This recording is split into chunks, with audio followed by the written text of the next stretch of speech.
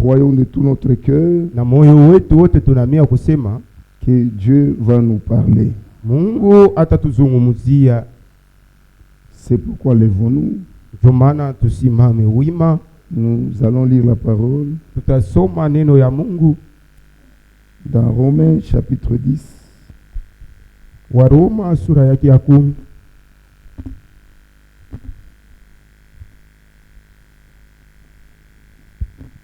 C'est toujours le même sujet, Kishina ni kimoya, mais une partie appelée la réconciliation entre Dieu et les hommes.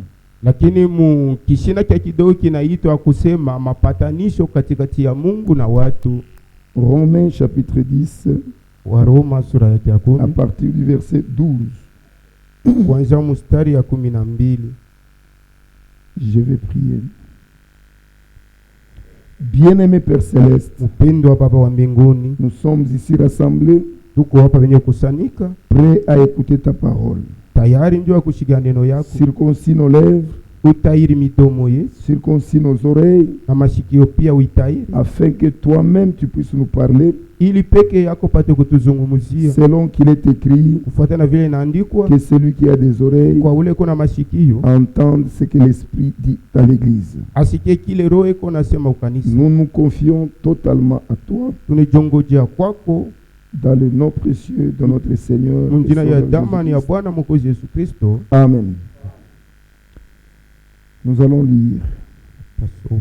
Il n'y a aucune différence, en effet, entre les Juifs et les Grecs, Kwa hivi hakuna achanisho katikati ya Wayuda na Muyunani, puisqu'ils ont tous un même Seigneur, maana biko na Bwana mmoja tu, qui est riche pour tous ceux qui l'invoquent. mwenye kwa mtajiri kubale bote biko na mwalika. Car quiconque invoquera le nom du Seigneur sera sauvé. Kwa maana wote ule atalika njina ya Bwana ataokolewa. Comment donc invoqueront-ils celui en qui ils n'ont pas cru? Namna gani watalika ule ambao hawakuaminie? Et comment croiront-ils en celui dont ils n'ont pas entendu parler? Na namna gani wataamini ule ambao hawakushikie beko na musemea? Et comment entendront-ils parler si il n'y a personne qui prêche? Na namna gani batasikia kusema kama hakuna mtu mwenye kuhubiri? Et comment y aura-t-il des prédicateurs si ils ne sont pas envoyés? Na namna gani kutakuwa bahubiri kama hawakutumwe? Selon qu'il est écrit, Fatana vile inaandikwa, qu'ils sont beaux les pieds de ceux qui annoncent la paix, iko yenye heri miguu ya wale wako natangaza salama, de ceux qui annoncent des bonnes nouvelles. kwa wale wako natangaza habari njema. Mais tous n'ont pas obéi à la bonne nouvelle. Lakini wote hawakutii kwa habari njema. Aussi Ésaïe dit-il, Na hivi Isaya iko nasema, Seigneur, qui a crié à notre prédication? Bwana ni nani anaamini kwa mahubiri yetu? Ainsi la foi vient de ce que l'on entend, Na hivi imani natoka kwa ile tuko nashikia, et ce qu'on entend de la parole de Christ. na ile tuko nashikia inatoka kwa neno la Kristo. Mais je dis, n'ont-ils pas entendu? Na nikasema eti habakushikie. Au contraire, Kinyume ya ile, leur voix est allée par toute la terre et leur parole jusqu'aux extrémités du monde. masauti yabo ilizambalala udongo yote mzima, na masauti yabo wala misemo yabo ilifika mpaka na kumipaka ya Que dunia. celui qui a que Dieu bénisse celui qui entend sa parole, Mungu abariki kwa ule anashikia usomi wa et qu'il neno, bénisse aussi sa parole. na apate kubariki neno lake. Nous avons lu un texte très merveilleux. Tunasoma usomi ya damani. J'aimerais y aller très doucement Niko napenda kwenda polepole pour que les gens comprennent. ili watu wapate kuelewa. Pour Dieu, Kwa Mungu, la prédication de la parole mahubiri ya neno est un moyen par excellence ni namna mzuri sana pour donner la foi. juu ya kuleta imani. La foi, c'est un don. Imani ni zawadi. de Dieu. ya Mungu.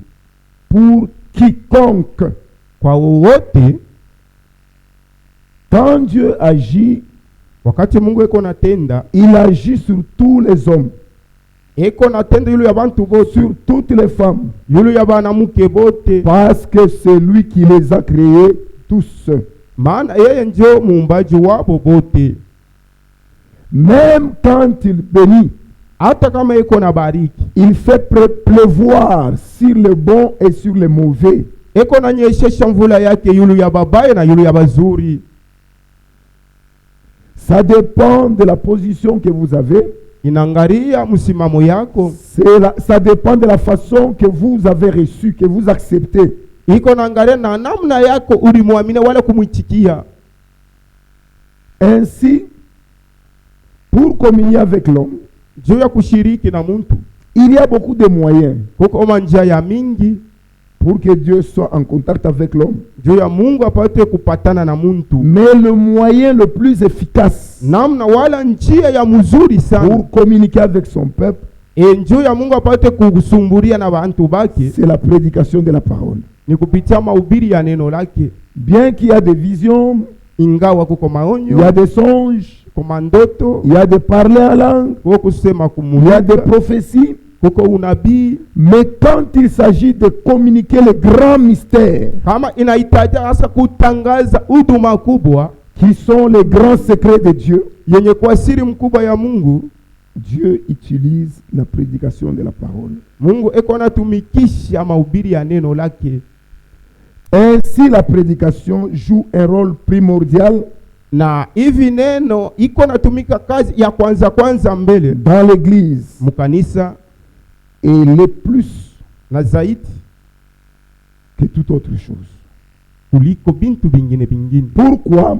Juu ya nini? Parce que Dieu utilise la parole Maana Mungu eko natumikisha neno, et il est lui-même la parole. naye pia njo neno. C'est lui qui reçoit la prédication, Ule mwenye kupokea mahubiri ne reçoit pas un homme, ashipokeake muntu, il reçoit Dieu lui-même. eko napokea Mungu mwenyewe. C'est pourquoi Dieu respecte la prédication So kwa maana Mungu eko naheshimia sana et mahubiri, Dieu respecte aussi les ministres. na eko naheshimia wala kuheshimisha bahubiri ba neno. Car c'est par la prédication Ni kupitia mahubiri que nous allons parvenir à la perfection. so pale tutafika mukamilifu. Nous lisons dans Éphésiens, Wa Efeso chapitre 4, wa Efeso sura yake ya 4 le verset 11. mstari ya 11. Il a donné les uns comme apôtres, les autres comme prophètes, les autres comme évangélistes, les autres comme pasteurs et docteurs, pour le perfectionnement des saints en vue de l'œuvre des ministères et de l'édification du corps de Christ. Alipatia aba kama vile mitume, wengine kama manabii, na wengine kama wapasha injili, na wengine kama wachungaji na walimu, juu ya apati kukamilisha batakatifu juu ya kazi ya huduma na juu ya majengo ya mwili ya Kristo, Pour le perfectionnement de saints.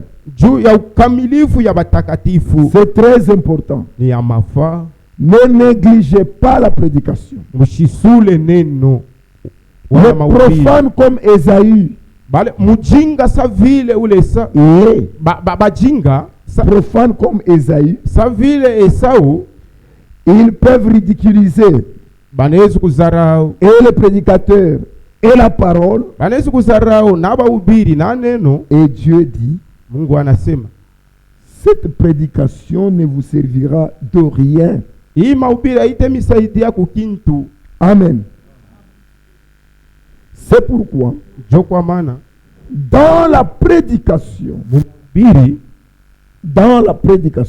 mu mahubiri nous voyons la nature de Dieu. tuko naona muhali ya Mungu. Amen.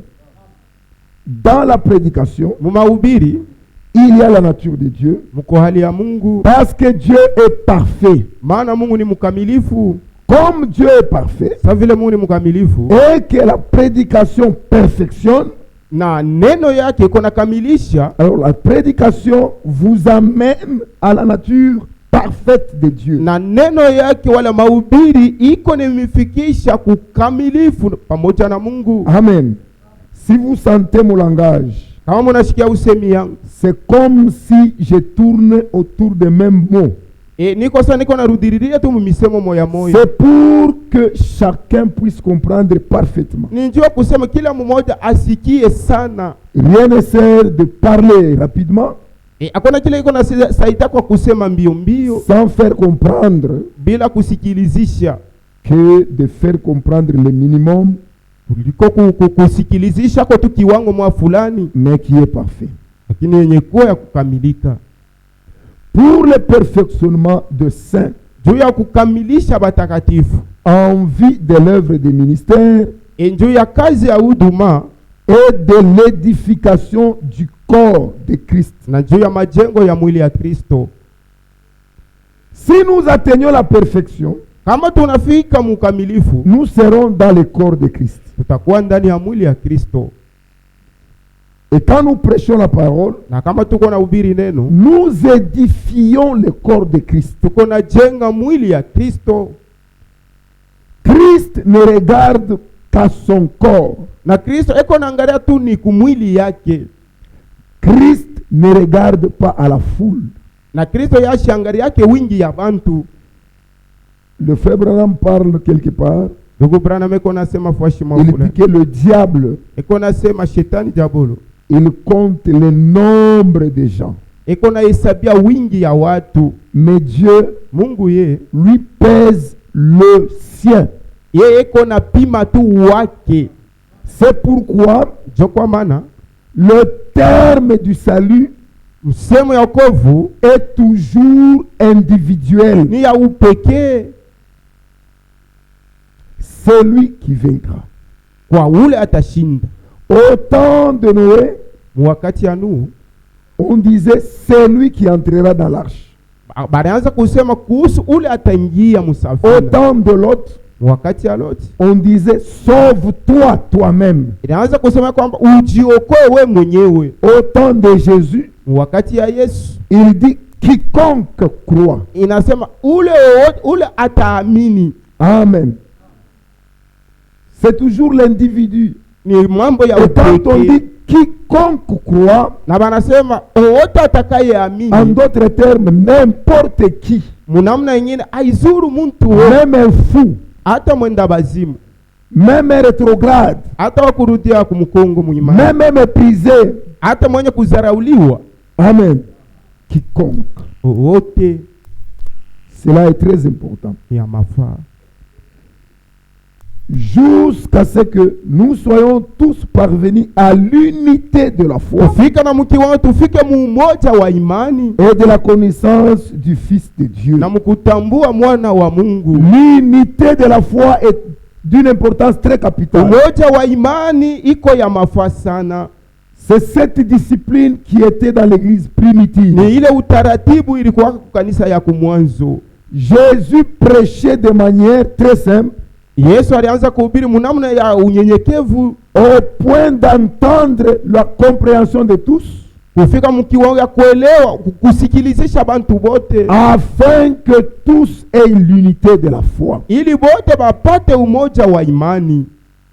L'unité de la foi. Umoja wa imani C'est très important. ni ya mafaa Et l'édification du corps de Christ. na juu ya majengo ya mwili ya Kristo.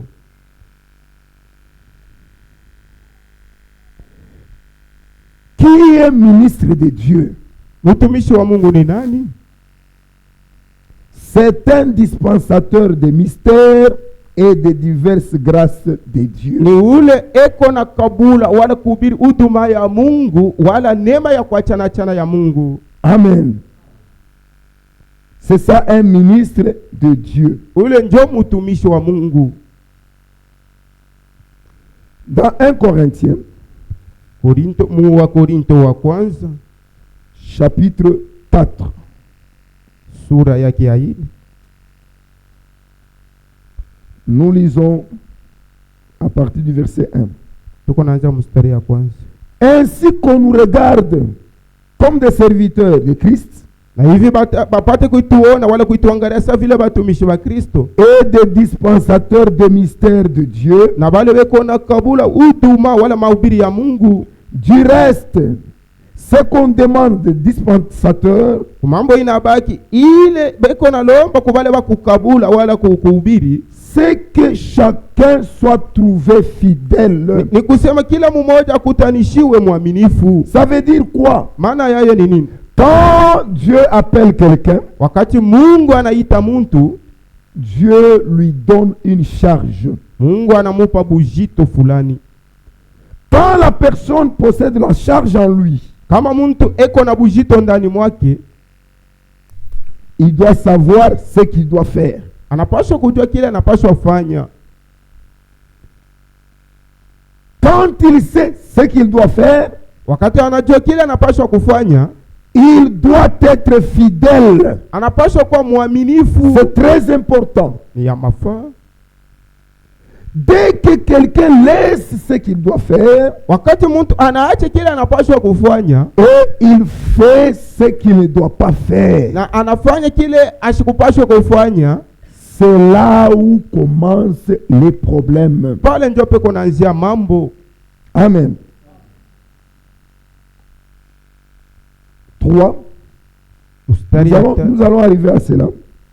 Pour moi, Kwangu mimi il m'importe fort peu d'être jugé par vous. iko ya mafaa kwangu, Aina ya mafaa zaidi. aina ya mafaa zaidi kwangu ni hukumiwe kupitia mweye, Par un tribunal humain.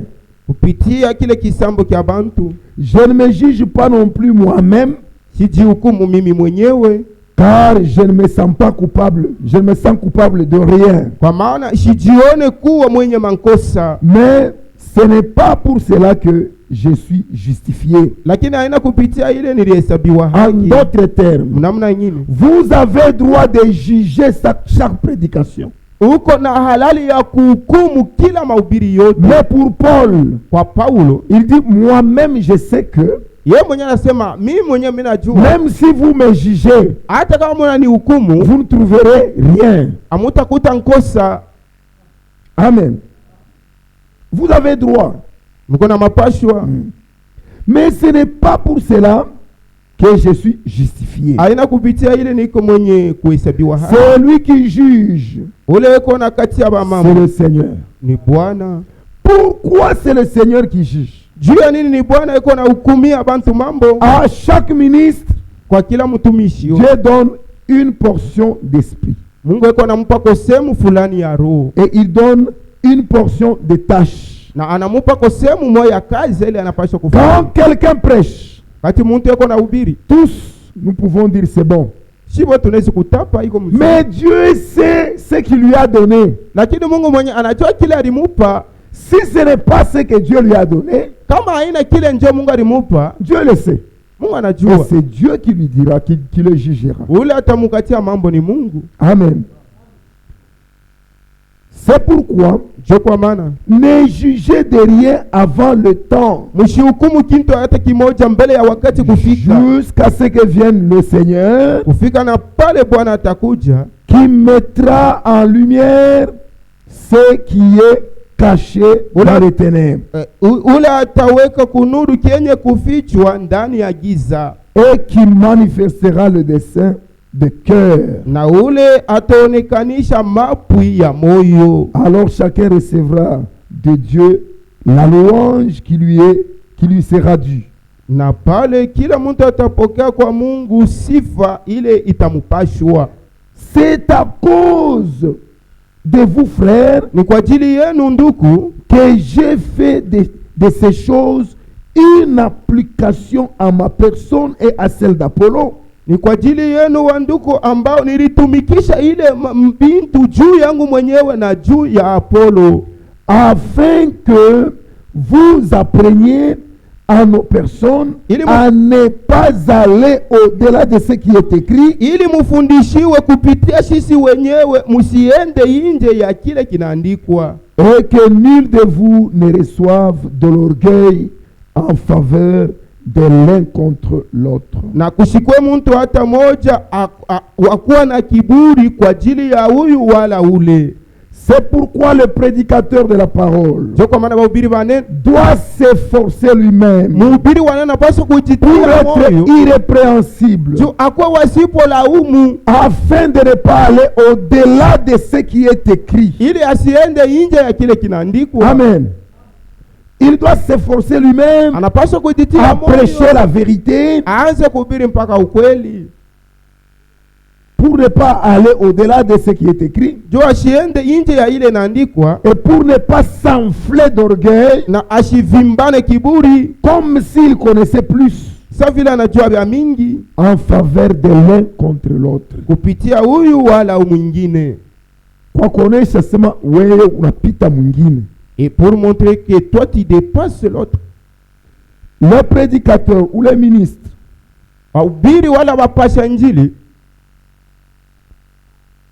ne doit pas se prêcher lui-même. Amen. Quand il prêche la parole, il ne doit pas se prêcher lui-même. Nous lisons dans 2 Corinthiens, chapitre 4,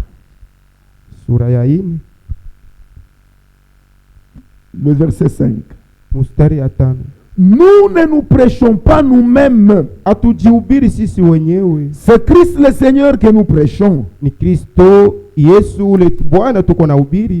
nous vous disons, vos serviteurs, à cause de Jésus.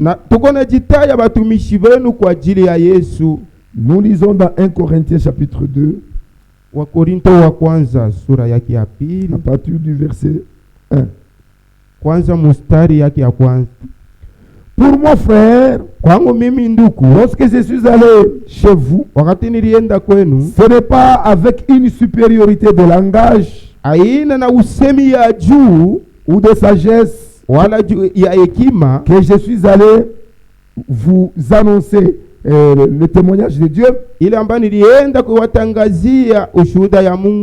car je n'ai pas eu la pensée de savoir parmi vous autre chose que Jésus-Christ et Jésus-Christ crucifié.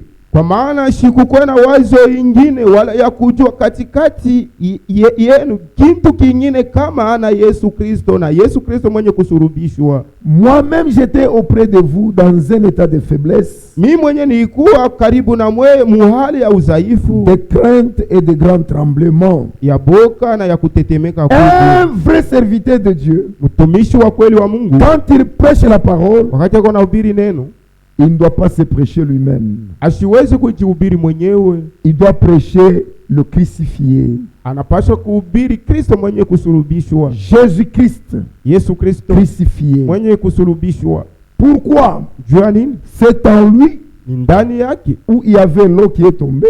mule mulikuwa kama maji litoka. C'est en lui Ni ndani yake où il y avait le sang mule mulikuwa damu qui est l'expiation du péché. ile iko na ondoa zambi. C'est en lui et par lui Ni ndani yake na kupitia que nous yeye avons reçu la grâce pale de Dieu.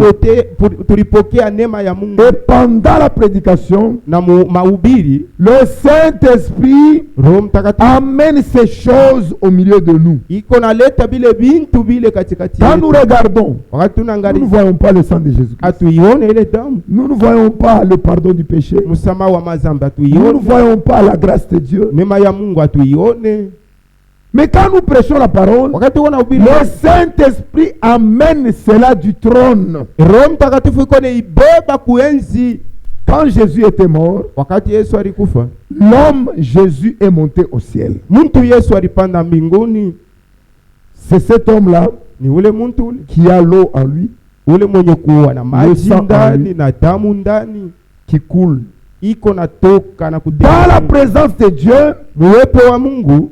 le sang est le même sang, ça ne périt pas. damu inabakia moya moya, haiharibiki. La vie est la même vie. Uzima Elle ne périt pas. ni mpaka ile ile yasipo. La même puissance uwezo ile moya moya du sang qu'avait Jésus quand il mourait à la croix. ile uwezo ulikuwa na damu ilikuwa na Yesu wakati anaanza kufa C'est kumsalaba. la même puissance qu'a ce sang aujourd'hui. Ni uwezo moya moya iko na damu leo. Cet homme est allé s'asseoir sur le trône. Ule muntu Yesu anaenda kuikala yule ya Son yeye. esprit est descendu dans l'église. Roho yake kashuka mkanisa. Quand le Saint-Esprit parle, Wakati Roho Mtakatifu kona sema, il ne parle pas de lui-même. haijisemee yo yenyewe. Il prend de ce qui est du corps de Jésus Iko na beba bile biko ndani ya mwili ya Yesu. et il l'annonce. Na iko ile damu iko na C'est ça la différence jo nyachanisho entre l'homme qui parle de lui-même katikati ya mtu kona jisemea yeye et mwenyewe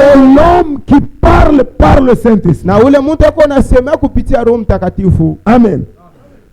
Le Saint-Esprit Roho Mtakatifu prend ce qui est au trône. iko na beba bile biko kuenzi Il amène ça ici sur la na terre kulipeleka hapa pour dunia. que quiconque croit Jua kusema wote soit wanaamini identifié à Jésus-Christ. afananishwe na Yesu Kristo. Amen. Maintenant, quand l'homme parle de lui-même, Kama mtu kona sema tu juu yake mwenyewe, cet homme ule mtu n'édifie personne ashijenge mtu hata moja, et il se détruit lui-même. eko na jaribu mwenyewe.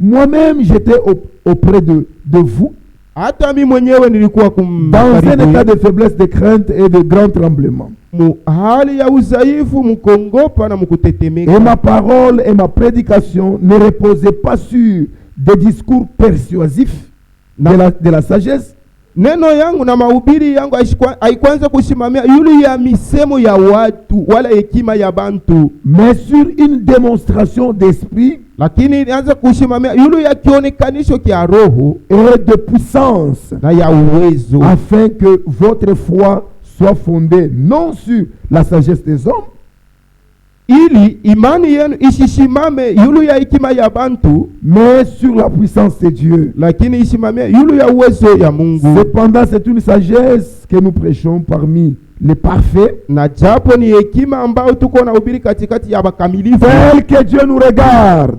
hivi Mungu anatuangalia, C'est nous qui voyons de l'imperfection, ni sisi tuko naona kuto kukamilika, parce que nous faisons attention à nos fautes. juu tuko naangalia sana kuma ukosefu yetu. Mais quand Dieu nous a appelés, Wakati Mungu alituita il nous avait choisis avant la fondation du monde kabla ya misingi ya ulimwengu kutiliwa, yari tuchakula pour que nous soyons saints ili tupate kwa et watakatifu irrépréhensibles. na basipo laumu, Ça veut dire parfait. maana yake bakamilifu. Quand Dieu nous regarde, Wakati Mungu à cet anatutazama état où nous sommes, mwile hali tuliku Dieu nous voit parfait. mwile hali tuko, Mungu yuko natuona C'est pourquoi wakamilifu. Paul dit Jo kwa maana Paulo yuko que nasema c'est une sagesse akusema ni hekima que nous annonçons parmi les parfaits. ile tuko na ubiri katikati ya wakamilifu.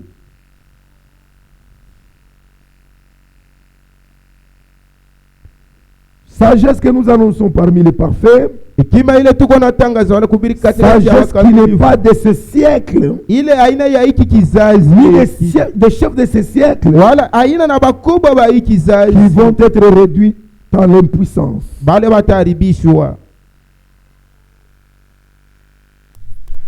Nous prêchons la sagesse de Dieu, Tuko na ubiri hekima ya Mungu mystérieuse et cachée, ya kushangaisha na yenye kufichwa, que Dieu avant les siècles avait prédestinée pour notre gloire. ile Mungu mbele ya miaka kufika litayarishiaka njuu ya utukufu yetu. Sagesse qu'aucun des chefs de ce siècle n'a connue, Ile hekima amba hakuna hata mmoja wa wakubwa ba hiki kizazi alijua. car s'il l'avait connue, Kama alingelijua, il n'aurait pas crucifié le Seigneur de gloire. kama bangeijua hii hekima, abakupashwa kumsulubisha Bwana wa utukufu. Amen. C'est la raison pour laquelle quand Jésus était sur la montagne de Jérusalem, Njo kwa maana wakati Yesu aliwa kumulima wa Yerusalemu, il a pleuré. alilia. Dieu a aveuglé Israël Mungu alimupika upofu Israeli pour que les richesses insondables puissent venir chez les païens. utajiri wasipo kuchunguzwa ifike kwa wapagano. Jésus a dit, Yesu alisema, Jérusalem, Jérusalem, Yerusalema, si Yerusalema, seulement tu savais kama ungejua tu, quel était le jour de ta visitation, kama ungelijua tu siku ya kutembelewa kwako, tu n'allais pas agir de la sorte. akupashwe kutenda muinamna. Amen. Maintenant, aujourd'hui, Sasa leo quant à nous d'aujourd'hui, kwetu sisi, quand nous écoutons les choses pareilles, wakati tuko nashika bintu vya hivi, que doit être notre attitude? hali yetu inapashwa kuwa namna gani? Parce que pour nous, Kwetu sisi Dieu ne nous a pas voilés. Mungu asikufinike pa macho yetu. Dieu nous a révélé ses mystères Mungu alitufunulia isiri dans la plénitude de son amour. mu utele wa mapendo yake. Qu'est-ce que nous en faisons? Na tuko nafanya nini juu ya hili? Comment nous marchons? Tunatembeaje?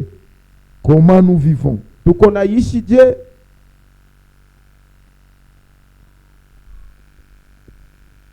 Le ministre de Dieu Mtumishi wa Mungu doit prêcher ces choses. anapashwa kuhubiri hivi bintu.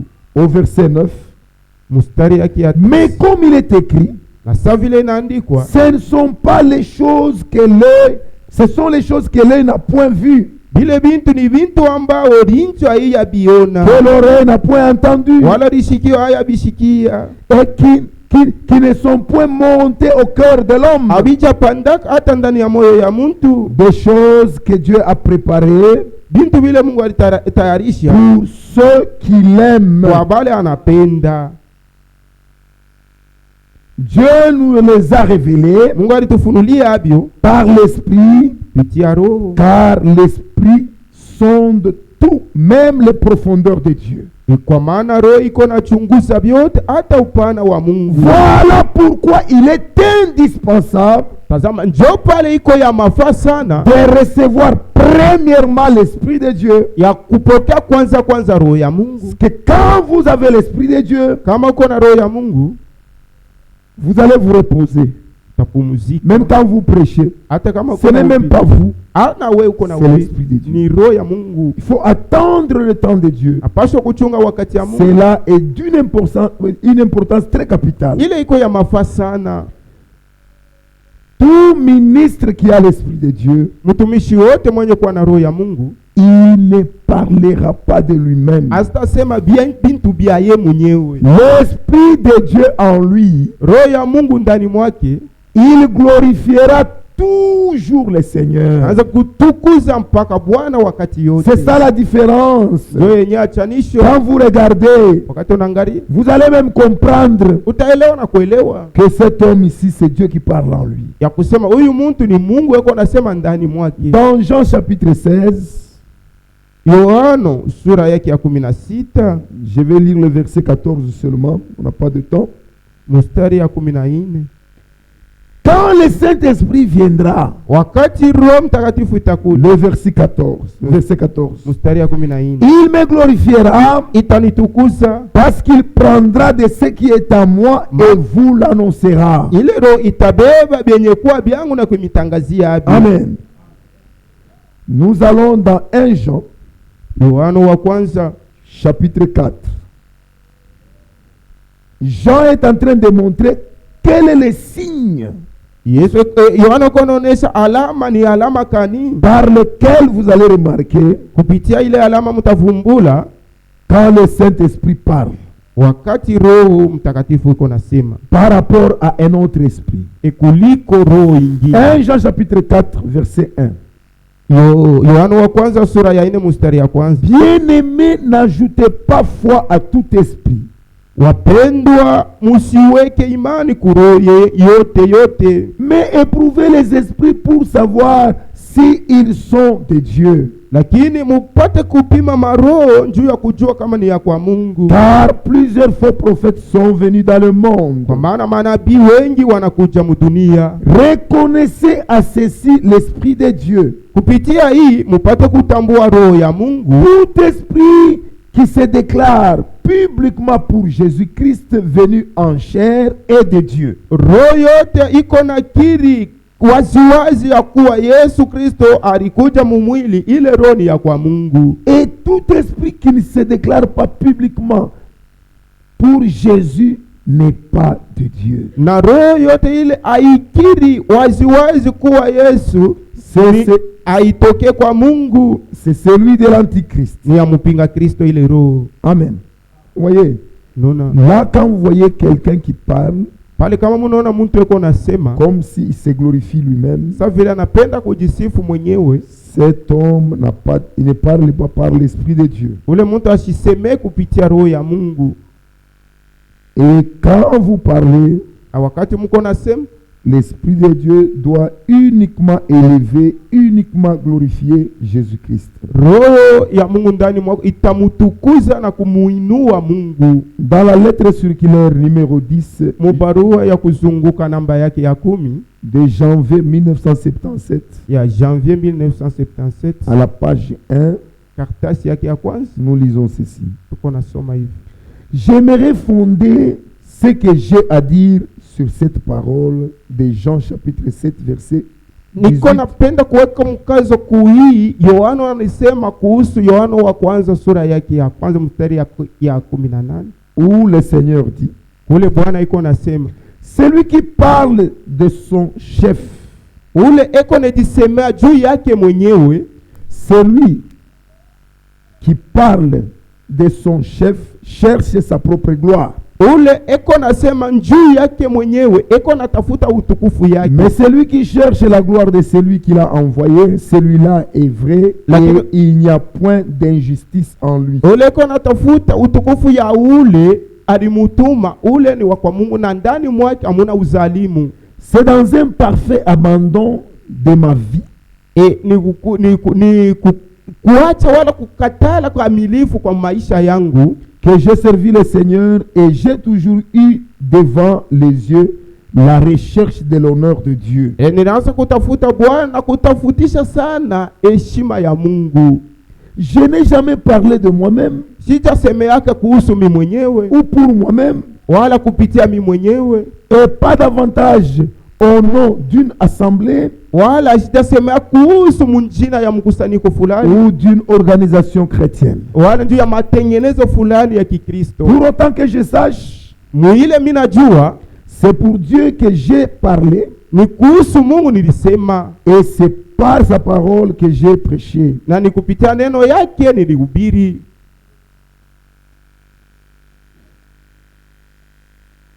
La seule chose Kitu kimoja tu qui m'importe, kenye kwa kia c'est mafaa de glorifier le Seigneur, ni kia kutukuza Bwana, de placer sur le chandelier de l'église kumuweka yulu ya kinara ya kanisa. les promesses qu'il a faites pour ce temps, Malako yeye alifanya juu ya wakati et de multiplier sa gloire. na kuzidisha utukufu yake.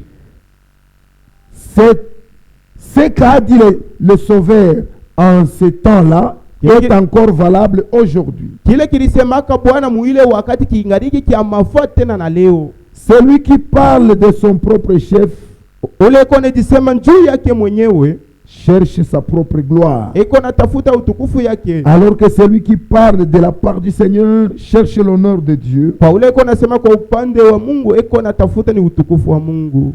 Et il est pénétré de la véracité de la parole Na asha kutumbukizwa muukweli ya neno dans la vie de telle personne. maisha ya ule muntu. Il ne se trouve point d'injustice Hamuna uzalimu ni de motifs impurs. wala masababu wala mashaba ya buchafu. Nous sommes appelés Tuliitwa à être fidèles tuwe waaminifu à notre Seigneur kwa Jésus-Christ. Bwana wetu Yesu Kristo.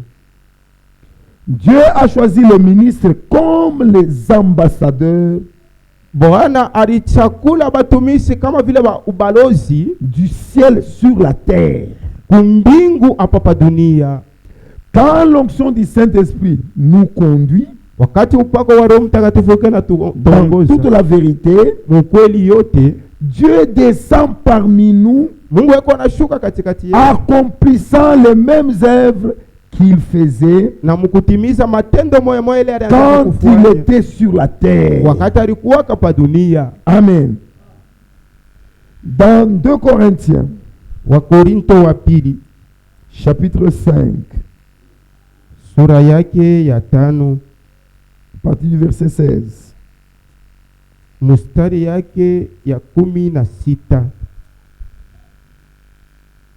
Ainsi, dès maintenant, nous ne connaissons personne selon la chair. Na hivi kuanzia hapa sasa tujue mtu kufuatana na mwili. Et si nous avons connu Christ selon la chair, maintenant nous ne le connaissons plus de cette manière. Na kama tulimjua Kristo kufuatana na mwili, hapa sasa tumjue mwili namna. Si quelqu'un est en Christ, il est une nouvelle création. Les choses anciennes sont passées, voici toutes choses sont devenues nouvelles. Kama mtu yuko ndani ya Kristo, anakuwa kiumbe kipya, bintu vya zamani visha kupita na bintu vyote vinakuwa Et kipya. tout cela vient de Dieu, Na vile vyote vinatoka kwa Mungu. qui nous a réconciliés avec lui par Christ Alitupatanisha pamoja naye kupitia Kristo et nous a donné le ministère de réconciliation. na alitupa huduma ya upatanishi, Car Dieu était en Christ, kwa maana Mungu alikuwa ndani ya Kristo, réconciliant le monde avec lui-même, iko napatanisha ulimwengu pamoja naye en Mungu, n'imputant point aux hommes leurs offenses. bila kuhesabia bantu mankosa yabo.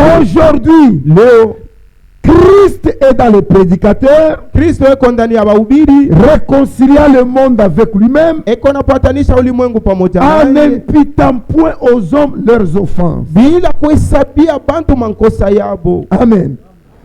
Le but de la prédication de la parole, Fukuzeti ya neno ya Mungu c'est pour que quiconque a le péché nijua kusema wote mwenye kuwa na zambi puisse se décharger eivule et se sentir libre. na ajikute huru. Si le Fils vous a franchi, Kama mwana anamiweka vous huru, serez réellement libre. kweli kweli mutakuwa La huru. prédication de la parole Mahubiri ya neno est accompagnée du jugement de ni Dieu, yenye kusindikizwa na hukumu ya en Mungu, même temps du sang de l'agneau, pamoja tena na damu ya pour effacer mwana-kondoo, tous les ya péchés kujimisha dhambi à quiconque zote croit, kwa wote mwenye kuamini, afin qu'il devienne libre devant Dieu. ili apate kuwa huru mbele ya Si Mungu. le Fils vous a franchi, Wakati mwana anamiweka vous huru, serez réellement libre. kweli kweli mutakuwa huru. Alléluia. C'est ça le souhait Jo kutaka kule de la prédication de la parole. kule kuko nataka C'est mahubiri ça ya le neno. but Jo de kifukuzia la condamnation du péché. ya kuhukumu kwa zambi. Le péché Zambi doit être condamné napaswa kuhukumiwa jusqu'à la nuque. kufika na kukabongoshi. Alléluia. Le péché doit être condamné Zambi napaswa kuhukumiwa afin que la justice puisse apparaître dans l'église. ili uwaki ipate kuonekana mkanisa. C'est ça l'œuvre du salut. Ile ndio kazi ya wokovu, Justifié par la foi. kuhesabiwa haki kupitia imani, Justifié par la foi. kuhesabiwa haki kupitia Le imani. péché qui est condamné et laissé en suspens Zambi ile ilihukumiwa na inaachiwa tu kidogo, laisse le pécheur en l'air sans solution. iko na hata watenda zambi muhewa pasipo Et jibu. l'œuvre du salut n'a pas d'importance. Na pale kazi ya wokovu haina na mafuta. Le péché qui est condamné Zambi yenye kuhukumiwa doit être plongé dans le sang de l'agneau inapaswa kutumbukizwa mdamu afin ya que le mwana-kondoo, pécheur ili watenda zambi soit appelé le saint de Dieu. baitwe watakatifu ba Mungu. Alléluia. C'est ça. Jo ile C'est ça le but. jo kifukuzio.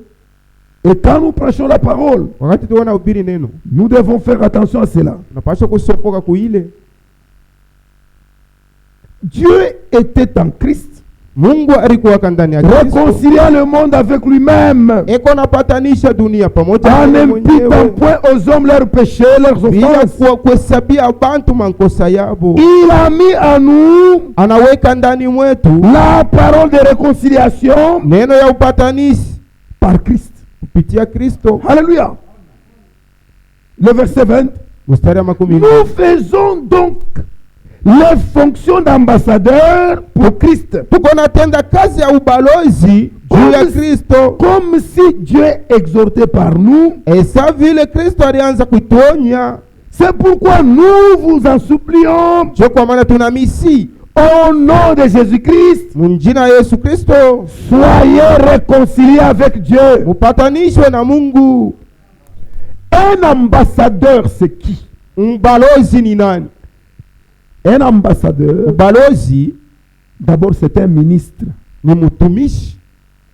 Un ministre Mutumishi envoyé à l'étranger ule anatumiwa nje ya nchi pour représenter juu ya kuonekanisha son pays à l'étranger. nchi yake mu nchi ya kigeni. Ici au Congo, Umu mu Kongo nous avons nos ambassadeurs tuko na wabalozi partout dans les pays du monde. fashi yote duniani mzima. Je connais un frère, Mimi najua ndugu le moja grand frère d'un ami, mkubwa wa rafiki yangu, qui est ambassadeur en Israël. yeye ni ubalozi kule ku Israeli. Si je vais parler avec lui, Kama mimi napenda kuongea je vais naye, sortir dehors si je parle avec lui. tatoka nje na mimi naongea Il est naye. ambassadeur du Congo Yeye ni ubalozi wa en Kongo Israël. mu Israeli. Amen. Il s'appelle Gomez. Anaitwa Gomez. Un ambassadeur de Christ, c'est qui? Ubalozi wa Kristo ni nani? C'est un représentant Ni wakonekanisha du ciel sur la terre. mbingu, wakonekanisha mbingu pa dunia. Comprenons très bien, c'est cette chose, c'est très important. Kintu tukielewe mzuri ni kya mafaa.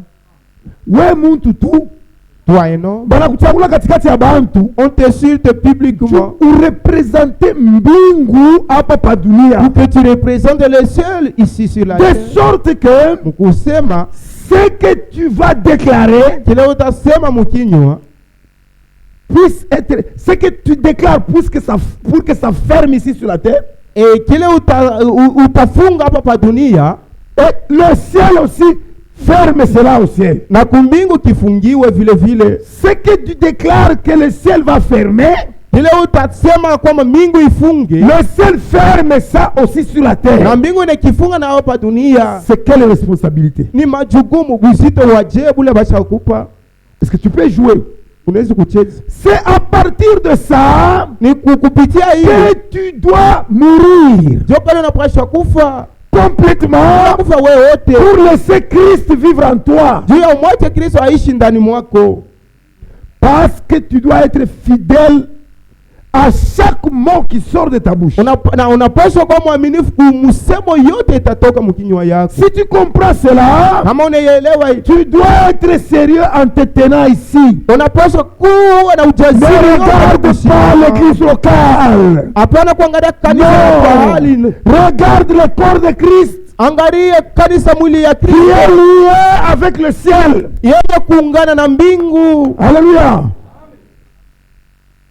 Quand nous vous prêchons, Wakati tuone mihubiri c'est pour qu'il y ait les élus ni tu kuwa wachaguliwa, qui soient enlevés. wale watachaguliwa Ce n'est pas une wataenda tâche mbingu. Haina kazi ya michezo. Nous ne prêchons pas au charnel. Hatuhubiri yako bantu bakimwili. Nous prêchons la sagesse parmi les parfaits. Tuko na hubiri hekima katikati ya wakamilifu. Amen. Je ne peux pas dire ils ne comprennent pas. Mimi siwezi kusema hawaelewe. Ce sont des enfants. Bakingaliki batoto. Dieu, Mungu, lui vous a fait parfait. Mungu yeye ndio alimikamilisha.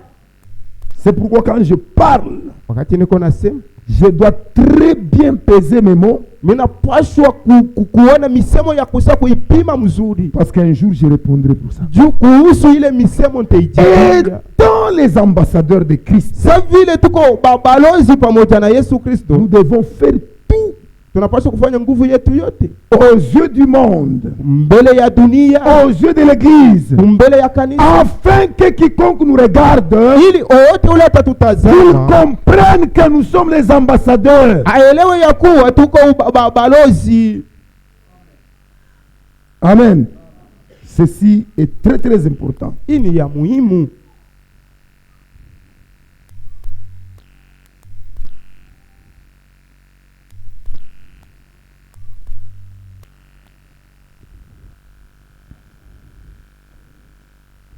Nous lisons dans 2 Corinthiens chapitre 6. wa Korinto wa pili Toujours là, descendez seulement le chapitre 6 est là, tout de suite là. Sura yake ya À sita partir du verset 1. mustari yake ya kwanza. Puisque nous travaillons avec Dieu, Juu tuko natumika pamoja na Mungu, nous vous exhortons à ne pas recevoir la grâce de Dieu en vain. tunamionya basi msipokee neema ya Mungu mwa bure. Car il dit, Kwa maana inasema, au temps favorable, anasema mwakati yenye kufai j'étais exaucé. nilikukubalia, Au jour du salut, katika siku ya wokovu j'étais secouru. nilikusaidia. Voici maintenant le temps favorable. Tazama sasa wakati yenye kufai, Voici maintenant le jour du salut. na tazama sasa siku ya wokovu. Écoutez, Sikia, nous ne voulons scandaliser personne en quoi que ce soit, hatupende kukwarisha muntu mu aizuru nini yote, afin que le ministère ne soit pas un objet de blâme. ili huduma isikuwe kishina cha laumu kukemewa. Kama mie mfaiblesse yangu Si moi dans ma faiblesse mina kuarisha nduku, je scandalise un frère, inapashwa nifanye nguvu sana il faut que je fasse de tout mon mieux ule nduku que ce frère aona il sema voie que bya kweli ndibukosea. certainement je l'ai offensé. Juu ya nini? Pourquoi? Juu asisema sasa njoo mtumishi kani wa Mungu huyu. Pour qu'il ne doute pas mon ministère. Kama nasema tu vile Si il dit cela, atakufa yeye. il mourra. Au lieu ni mufikishe mwile kipimo, Au lieu que je le fasse arriver à ce point-là, mina isikuria hata machozi, je peux pleurer nasema mina ria avec des larmes aux yeux pour qu'ils voient que Aliwa je pleure sema et qu'ils sachent aina que mimi napenda ce n'est pas au gré que je fais cela. ni budhaifu ndani yangu. C'est la faiblesse en moi qui a fait que je fais cela comme étant homme. Est-ce que vous comprenez cela? C'est pourquoi Jomana nous ne voulons pas scandaliser quelqu'un. atupende kuazisha muntu. Hatupendeki kukosea mtu hata mara Nous ne moja. voulons scandaliser personne. Kama kile kitu kinanifia maisha, Si cette chose m'arrive dans ma vie, niambiaka Mungu asema j'ai toujours dit à Dieu, avant que le scandale arrive, mbele ya kikwazo kifike, avant que je ne franchisse le scandale, mbele ya mi kutambuka kikwazo, suis-moi ici.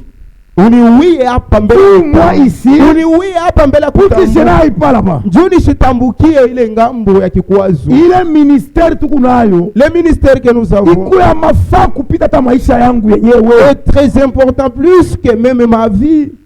Je ne vois pas mon importance Mi sione mafaa yangu si je ne sers pas Christ correctement. kama mi simutumikie Mungu mvile napashwa. Niko mbele nani? Qui suis-je? Juu Mungu ameona bu Mungu akiaweke ndani yangu. Pour que Dieu mette sa divinité en moi. Msikie mbele bien. Écoutez très bien. Mungu alipasha kunipa hata $, Dieu devait me donner des dollars, ananipa hata manyumba ya mingi, me donner beaucoup de maisons, ananipa hata bintu vya pa dunia hivi, me hata donner matraka kama des ni biens nini. matériels. Mais Mungu vile vyote bila shinipe, Mais tout cela, Dieu ne me l'a pas donné. anaribeba yeye moyo ya Mungu. Lui-même s'est pris en charge. Anaingia ndani yangu, Il a fait son entrée en juu moi. mie nikuwe ka Mungu kaloko sa ye. Pour que je sois un petit Dieu comme lui. Hivi bintu vyote hivi nitakuwa na besoin vya nini? Et à quoi me servira toutes ces choses-là? Est-ce que vous comprenez cela? Mnaelewa? C'est très important. Ya mafaa. Tusome tu hapa tunasoma njoo mtabishikia. Lisons ce verset, c'est alors que vous allez comprendre. Mais nous nous rendons recommandables à tous égards, Tunajishurutisha wenyewe kwa mambo yote comme serviteurs de Dieu, sa vile watumisha Mungu par beaucoup de patience, na uvumilivu ya mingi, dans les tribulations, mu mateso makubwa, dans les calamités, mu mangaiko makubwa, dans les détresses, mu kugua kukubwa, dans les coups, mu mapigo, dans les prisons, mu bifungo, dans les séditions, mu mambo ya nguvu, dans les travaux, mu makazi, dans les veilles, mu kukesha, dans les jeûnes, mu kufunga chakula, dans la pureté, mu safi, dans la connaissance, mu kujua, par la longanimité, kupitia uvumilivu kubwa, par la bonté, kupitia wema, par l'Esprit Saint, kupitia Roho Takatifu, par un amour sincère, kupitia mapendo ya wazi, par la parole de vérité, kupitia neno la kweli, par la puissance de Dieu, kupitia uwezo wa Mungu, par les armes offensives kupitia mabunduki ya kujikinga et nayo défensives na ya kukombana nayo, de la justice, ya uhaki, au milieu de la gloire katikati ya utukufu et de l'ignominie, ya haya, au milieu de mauvaises et de bonnes réputations, katika kavumo mubaya na mzuri, étant regardé comme imposteur, quoique véridique, bekone tuona sabantu babya bongo na japo tuko bakweli, comme inconnu, quoique bien connu, bekone tuona saba sipo kujulikana na japo tuko benye comme kujulikana, mourant, et voici nous vivons, na bekone tuona saba benye kufa na japo tuko comme bazima, châtiés, quoique non mis à mort, saba benye kupikwa ingawa tuko na kufa, comme attristés, saba vile benye et kuhuzunisha nous sommes toujours joyeux, na wakati wote tuko mpaka na furaha, comme pauvres, saba vile ba et nous maskini enrichissons plusieurs, na tuko na tajirisha wengi, comme n'ayant rien, saba vile hatuna na kintu et nous possédons toutes choses. na bintu vyote tuko navyo. Avec Christ, Pamoja na Kristo nous avons toutes choses. bintu vyote tuko navyo. Mais où tu Tu ne verras pas avec Una les tembea, yeux charnels. unalia crise. Et tu marches étant dans la crise, Mais ulale na njala. mais tu ne dors jamais affamé. Alléluia. Vraiment, gardez la parole de Dieu. Mchungeni neno ya Mungu. Gardez la parole de Dieu. Mchungeni neno ya Kuchunga. mchunga neno ya Mungu. Gardez la parole de Dieu. Alléluia. Kuchunga neno ya Mungu C'est très indispensable. ni ya mafaa sana.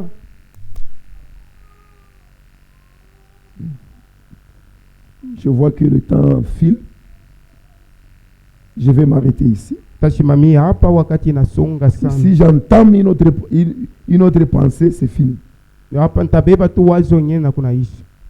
Je voulais vous lire des brochures pour vous montrer Temisomea vitabu vya mahubiri comment le frère Branham était injurié. namna ndugu Branham alichambuliwa. Une femme l'a injurié sérieusement, Mwanamke mchambula sana. rien que parce qu'il voulait éviter la boue avec son véhicule. Ni mtoto alianza kusola potopoto na gari yake. Pour contourner seulement la boue, Asole tu potopoto. il devait passer par l'entrée de la parcelle de cette femme-là. Alipaswa apitie mpeto ingie mpango ya ule mwanamke. Avant cela, il avait demandé à son mari a accepté. Mbele ya yeye kuingisha mpeto mpango alimlombaka ruhusa bwana yake akaichi. Maintenant, la femme refusait. Bibi yake akakatala. Elle a insulté le frère Branham sérieusement. Anamchambula sana ndugu. Très sérieusement. Anamchambula sana. Le frère Branham a essayé de tout faire. Ndugu Branham anapima kufanya Elle ne comprenait pas. ashikuelewa. Elle l'a injurié sérieusement. Anamchambula sana Publiquement. na ubele ya bantu. Le frère Branham dit, je n'habite pas ici. Ndugu S'il te Branham plaît, anasema na kusimishika lake hapa. arrête de m'injurier. Hapana kunichambula. Maintenant, il se ressaisit. Où est-ce que tu habites? Anajirudisha na muuliza unekalaka. J'habite loin d'ici. Mimi nekalaka mbali sana. Mais je sers Dieu je travaille quelque part ici. Niko natumikia hapa karibu. C'est où? Anamuuliza wapi? Dans une église quelque part. Mkanisa mwa fulani hapa karibu. Je suis en train de chercher comment je peux sauver un homme. Niko natafuta namna tu ya kuokoa kwa tu mtu hata moyo. Alors le frère Branham, la femme dit, Mwanamke akasema, tu es qui? wewe mbele uko nani? Dit, je suis le révérend Branham. Anasema mimi niko mheshimiwa Branham. La femme dit, quoi? Anasema nini? C'est toi le révérend Branham? Wewe ndio mheshimiwa Branham. Oh, que Dieu me pardonne. Mungu Que Dieu me pardonne. Elle a commencé à pleurer. Anaanza kulia. Le frère Branham dit, non.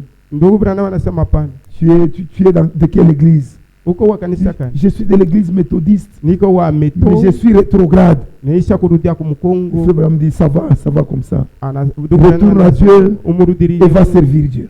Na wende mtumikie. Ça se trouve dans pourquoi les gens sont-ils ballottés? Ile nakutanishwa mu mahubiri inaitwa njua nini bantu wako na tenga mangambo yote. On voit l'intérieur.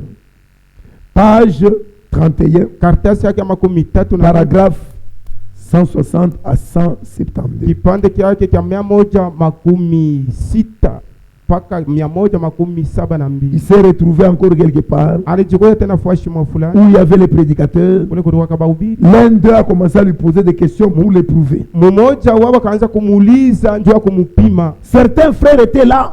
Banduku wengine Ils walikuwa se sont révoltés. Pourquoi tu lui poses des questions? wakamtombokea njoo nini uko nauliza Frère uliza. dit, non, Ndugu Branham soyez anasema hapana, mkuwe kimya. moi je vais parler avec lui. Mimi nitaongea naye. En parlant avec cet homme, Mkuongea na ule mtu. nous sommes fidèles à la Bible. Si tunakala waaminifu kwa Nous Biblia. parlons quand la Bible parle. Tuko na sani mpaka Biblia Nous nous inasema. taisons quand elle se tait. Wakati Biblia inanyamaza na sisi tunanyamaza. Et après, Frère Branham a commencé à lui parler. Kisha yake ndugu Il refusait la guérison divine. Alianza kukatala matunzo Quand ya le Mungu. Frère Branham lui a parlé, Wakati ndugu Branham anamwambia, il a déclaré au Frère Branham que tu es du diable, toi. akamwambia ndugu Branham asema wewe uko wa kwa Il dit shetani. non, il n'y a pas de problème, mon frère. Akasema hakuna mambo. Aussi longtemps que toi tu es ministre et Wakati que moi je suis ministre, wewe uko mtumishi na avançons un mimi tout petit peu. niko mtumishi, tuendelee mbele Ils ont kidogo. avancé. Le Frère Branham a commencé à lui montrer dans la Bible. Bakaanza kuendelea kidogo, ndugu Branham akaanza kumwambia na Biblia. Cet homme a dit, Ule mtu anasema, une minute que je te dise un mot. dakika moja tu nikwambie kwa msemo mmoja. Tu as l'esprit de Christ en toi. Ndani mwako mko roho ya Kristo.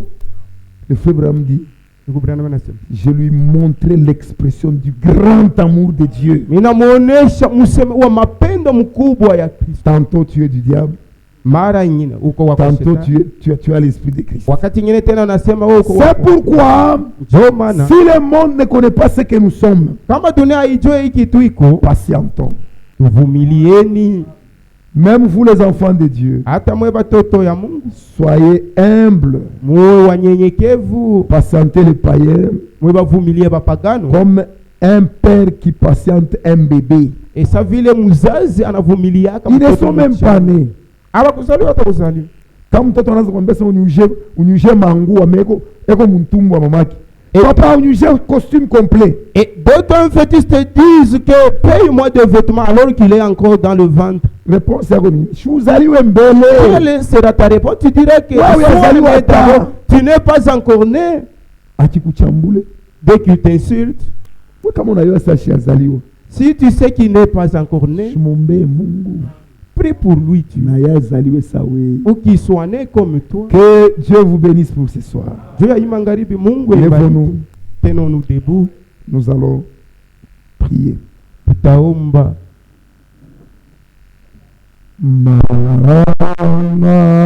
Maranatha, Alléluia. Maranatha, Alléluia. Maranatha, Alléluia. Alléluia. Alléluia. Maranatha, Maranatha, Alléluia. Maranatha, Maranatha, Alléluia. Maranatha, Maranatha, Alléluia.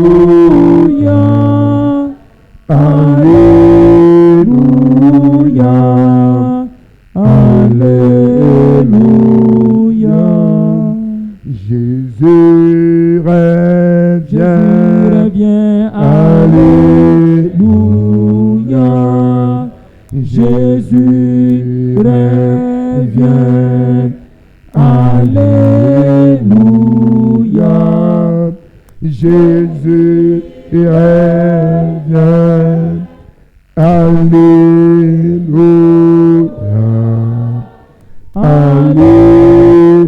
Alléluia. Alléluia. Prions tous ensemble. Wote pamoja tuombe.